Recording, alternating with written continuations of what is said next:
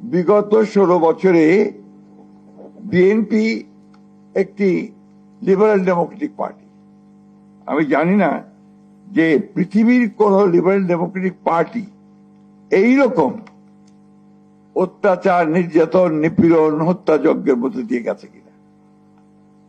60 লক্ষ মানুষের বিরুদ্ধে মিথ্যা মামলা দিয়েছে। আমাদের এখানে আমার মনে একজন নেই যাদেরকে আমাদের নিয়মিত আদালতের বারান্দায় দেখা যেত না অথবা উকিলের ঘরে যেতে দেওয়া যেত না।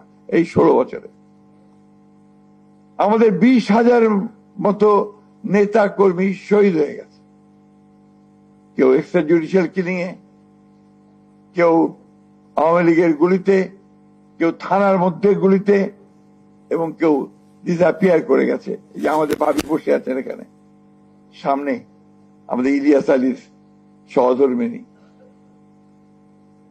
আমরা তো ভুলতে পারি না তাদের কথা। আমরা ভুলবো না চৌধুরী আলমের কথা, পারভেজের কথা, রুনির কথা। এগুলো আসতে হবে, এগুলো ইতিহাসে আনতে হবে, ডকুমেন্টে আনতে হবে।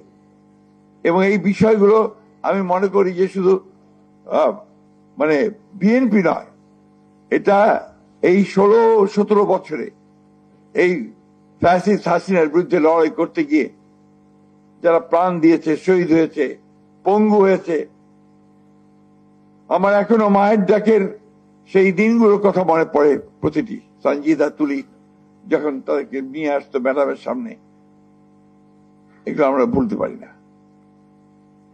আমি আশা করব এই বিষয়ে আমার অনুরোধ থাকবে, আমরা সর্বত্র সহযোগিতা করব। যেহেতু বাবুল তালুকদারের একটা উদ্যোগ আছে, এই উদ্যোগকে সে আবার গ্রহণ করবে রিসার্চের মধ্য দিয়ে। ডক্টর মঈন খান আমার মনে এই ব্যাপারে সাহায্য করতে পারবেন। একটা রিসার্চ করে এই 17 বছরের সত্যিকার অর্থে ইতিহাসটাকে তুলে নিয়ে আসা। আমি এখানে কোনো সংকীর্ণতায় ভুগি না যে আমার কৃতিত্ব থাকলো কি থাকলো না, বিএনপির কৃতিত্ব থাকলো কি থাকলো না, এটার আমার সংকীর্ণতায় ভোগার কোনো কারণ নেই। আমরা সবাই লড়াই করেছি এবং সে লড়াইটা করেছি গণতন্ত্রের জন্য। আমার মাঝে মাঝে মনে হয়, আজকে যখন সংস্কারের কথা বলা হয় জোরে সোরে, সংস্কারের কথা আমরা কত সালে শুরু করেছিলাম, যেটা কাজটা সাইফুল ভাই আছেন এখানে, তিনি মনে করতে পারছেন, সম্ভবত 22-23 আমরা শুরু করেছিলাম। এবং আমরা এগুলো দিনের পর দিন আলোচনা করে বিভিন্ন আপনার যারা এই বিষয়ে বিশেষজ্ঞ আছেন তাদের সঙ্গে কথা বলে, অন্যান্য দলগুলোর সঙ্গে কথা বলে, রাজনৈতিক ব্যক্তিত্বদের সঙ্গে কথা বলে আমরা কিন্তু জনাব তারেক রহমান সাহেবের নির্দেশে আমরা এগুলো আপনার তৈরি করেছিলাম।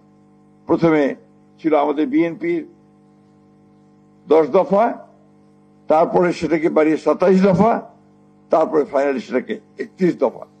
এবং সেটা আজকের যে সংস্কার বিষয়গুলো আসছে সেগুলোই তাদের মানে মূল বিষয়গুলো কিন্তু সেটাই ছিল। সেই জন্য আজকে যদি কেউ দাবি করেন যে সংস্কারটা এককভাবে করো, ব্যক্তিগত হবে, এটা আমার মনে হয় সংকীর্ণতা ছাড়া আর কিছু হবে না, বা কোনো দলের বা কোনো ব্যক্তির। আজকে আমার মাঝে মাঝে আমি খুব ভাই আমার একটু হতাশ লাগে যখন বাংলাদেশের চারদিকে দেখতে পাই, যখন দেখি যে আপনার একদিকে ফ্যাসিস্ট হাসিনার মানবতা বিরোধী অপরাধের জন্য রায় দেওয়া হচ্ছে কোর্টে, অন্যদিকে দেখি মব ভায়োলেন্স চলছে। এটা কিসের আলামত আমি জানি না। আমি তো মনে করি যে ওই রায়ের যে গুরুত্ব সেটাকে কমিয়ে দেওয়ার জন্য একটা বিশেষ মহল ভিন্ন খাতে বিশ্ব দৃষ্টিকে নেওয়ার জন্য এই কাজগুলো করে। বন্ধুরা, এই বিষয়গুলো আমাদের খেয়াল রাখতে হবে। আমরা যারা গণতন্ত্রের জন্য সংগ্রাম করি, লড়াই করি, আমরা যারা প্রাণ দিয়েছে আমাদের ছেলেরা, আজকে কোন একটা মহল অত্যন্ত সচেতনতার সঙ্গে, অত্যন্ত ধূর্ততার সঙ্গে, চালাকির সঙ্গে সেটাকে ভিন্ন খাতে প্রভাবিত করার চেষ্টা করছে কিনা এটা আমাদের দেখা উচিত। এর মধ্যে বিভক্তি সৃষ্টি করছে কিনা। আমি খুব পরিষ্কার করে বলতে চাই, বিএনপি কোনো বিপ্লবী দল নয়। বিএনপি একটা লিবারাল ডেমোক্রেটিক পার্টি। আমরা গণতন্ত্রে বিশ্বাস করি এবং গণতন্ত্রের জন্যই আমরা সারা জীবন ধরে লড়াই করেছি, এবং এই দেশের মানুষ, বাংলাদেশের মানুষও তার গণতান্ত্রিক অধিকার জন্যই শত শত বছর ধরে লড়াই করেছে। যেটা কিছুক্ষণ আগে ডক্টর মঈন খান বললেন, সেইটাই বাস্তবতা। এখানে নিঃসন্দেহে যারা বিভিন্ন মতবাদে বিশ্বাস করতে পারেন, কিন্তু আমরা বিএনপি, আমরা খুব পরিষ্কার ভাষায় আমরা বলতে চাই, উই আর লিবারাল ডেমোক্রেটস। এতে যদি আমাদেরকে কেউ ভুল বোঝার কোন সুযোগ আমি দিতে চাই না। আমি বিপ্লবী নই, I M A liberal Democrat, এই কথাটা খুব পরিষ্কার করে বলতে চাই। এবং আমরা সকলকে নিয়ে, এই ভূখণ্ডে যারা বাস করে তাদের সকলকে নিয়ে, সকল ধর্ম, সকল বর্ণ, সকল মত, সবখানে একসাথে আমরা একটা রেইনবো স্টেট নির্মাণ করতে চাই। এটা আমাদের ঘোষিত নীতি। We are committed two reforms. আমরা কিন্তু রিফর্মে, অর্থাৎ সংস্কারের জন্য আমরা কমিটেড। এইখানে আমাদেরকে ভিন্নভাবে যদি কেউ চিত্রিত করতে চায়, আমরা কিছুতেই সেটাকে মেনে নেব না। প্রিয় সুধীবৃন্দ, আজকে আমরা একটা ট্রানজিশনাল পিরিয়ডে আছি, একটা দোলাচল চলছে। নির্বাচনের সময় ঘোষণা হয়েছে, এখনো শিডিউল হয়নি, হবে আশা করছি। নির্বাচনই কিন্তু সব শেষ নয়। নির্বাচনের মধ্য দিয়ে একটা ডেমোক্রেসিতে ফিরে যাওয়া এবং একটা ডেমোক্রেটিক কালচার গড়ে তোলা, যেটা আমাদের সবচেয়ে বড় অভাব। আমরা মানুষগুলো কেউ, আমাদের দোষ নয়। এখানে দীর্ঘকাল ধরে সেই ব্রিটিশ পিরিয়ড, যখন পাকিস্তান সৃষ্টি হওয়ার পর থেকেই এই অঞ্চলে, ভূখণ্ডে গণতন্ত্রের কোন চর্চা হয়নি।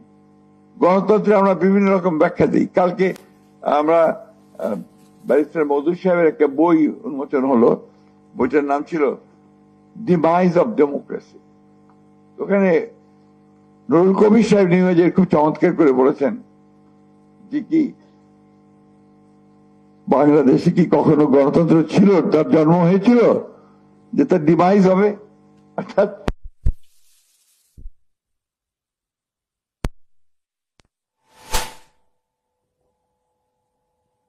এবং তার প্রধান কথা যেটা, যে আপনাকে অন্যের মত সহ্য করতে হবে, টলারেন্স। আপনি আপনার কথা বলবেন, সেটাকে আমি সহ্য করব না, পিটিয়ে দেব, আপনার মব ভায়োলেন্স তৈরি করব, কিছু মানুষ তৈরি করে বলবো যে ভেঙে দাও, চুরিয়ে দাও, তাকে মেরে ফেলো পিটিয়ে। This is not democracy. ডেমোক্রেসির মূল কথা হচ্ছে যে আমি তোমার সঙ্গে একমত না হতে পারি, কিন্তু তোমার মত প্রকাশের যে স্বাধীনতা, তাকে আমি আমার জীবন দিয়ে হলেও রক্ষা করব। That is democracy. দুর্ভাগ্যক্রমে আমরা এখানে অন্যের মতকে সহ্য করতে চাই না, আমরা তাকে উড়িয়ে দিতে চাই। এই জায়গা থেকে আমাদেরকে সরে আসতে হবে।